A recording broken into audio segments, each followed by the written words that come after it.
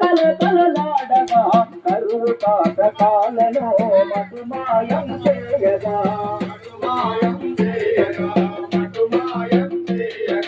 మహాలక్ష్మి మహిళలా ఇనవేల్పై నిలువగా ఇంటింట సౌభాగ్యం సిరుల రాసి పొంగగా ప్రగతి పదంలో ప్రజాపాలన సాగుతున్నది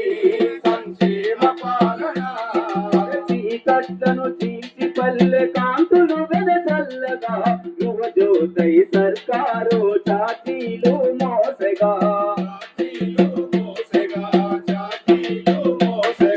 సన్నవడ్ల కొనుగోలులో 500 బోనసు అన్నదాత రైతన్నకు ఆనందం